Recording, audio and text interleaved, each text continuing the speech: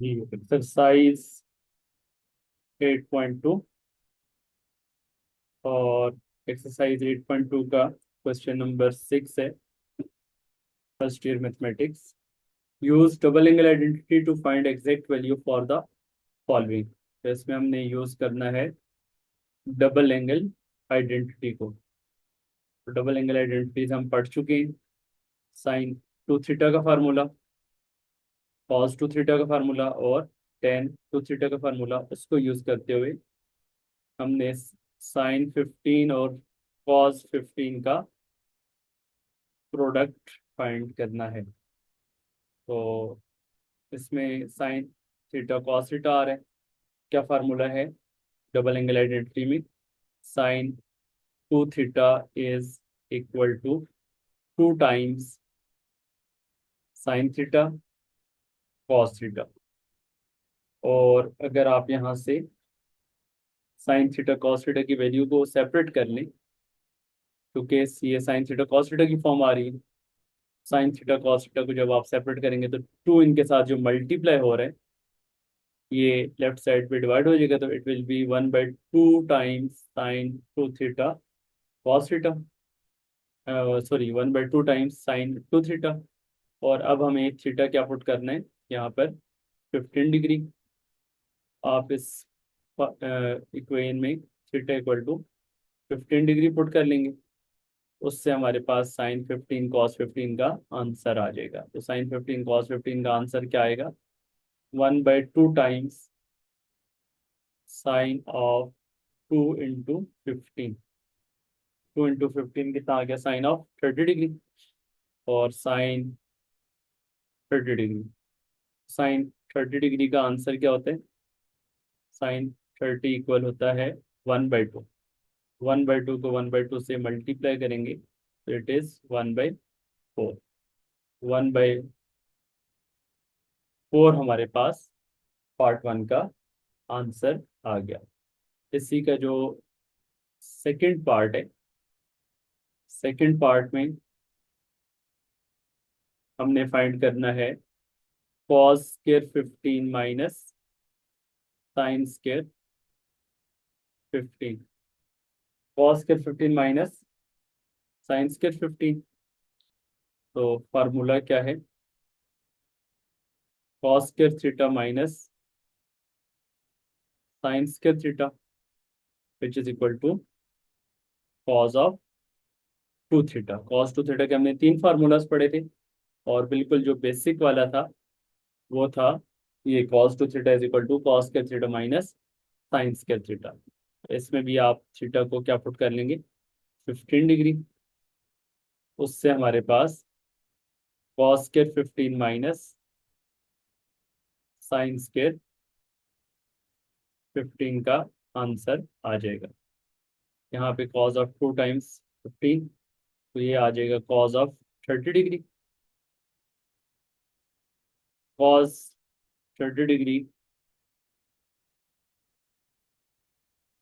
का आंसर क्या होता है? जी, कॉस 30 डिग्री का आंसर है √3/2। ये हमारे पास cos square 15 minus sine square 15 का आपने डबल एंगल आइडेंटिटी का कॉन्सेप्ट यूज करते हुए वैल्यू फाइंड कर ली, विच इज √3/2। इसी तरह से इसका जो पार्ट थ्री है, 1 - 2 टाइम्स साइन स्क्वायर π/8 की वैल्यू आपने फाइंड करनी है। तो कॉस टू थीटा के हमने तीन फार्मूलाज पढ़े थे, जिसमें से एक फार्मूला है cos two theta is equal to 1 - 2 times sine square theta. तो अब हमें यहाँ पर 1 - 2 times sine square theta, theta क्या आ रहा है? π/8। तो थीटा को आप पुट कर लें π/8। तो इसमें जब थीटा को हम π/8 पुट कर लेंगे तो ये हमारे पास बन जाएगा 1 - 2 times sine square π/8 is equal to cos two theta. Theta की जगह पे π/8, तो π/8 की 2 से कटिंग होगी 1 - 2 sine square 5/8 is equal to cos of 5/4। Cos 5/4 45 degree होते हैं, और कॉस 45 डिग्री का आंसर आता है 1/√2। तो ये 1 - 2 साइन स्केयर 5/8 का आंसर आ गया। और अब हम इसका लास्ट पार्ट करें। फोर्थ पार्ट में भी 2 cos² θ - 1 cos 2 θ का ही फार्मूला यूज करेंगे, और थीटा को रिप्लेस कर देंगे 5/12 से। तो अब मैं इसका लास्ट पार्ट करवा रहा हूँ, पार्ट फिफ्थ। तो फिफ्थ पार्ट में 2 tan 5/12 अपॉन 1 - tan² 5/12 की वैल्यू हमने फाइंड करनी है। तो tan 2 अल्फा का फार्मूला हम यहाँ पर यूज कर लें, एज tan 2 अल्फा या tan 2 θ is equal to tan 2 θ का फार्मूला हमने क्या पढ़ा था, 2 tan θ डिवाइडेड बाई 1 - tan² θ। तो tan थीटा को रिप्लेस कर लें जी, थीटा को रिप्लेस कर लेंगे यहाँ पे विद 5/12।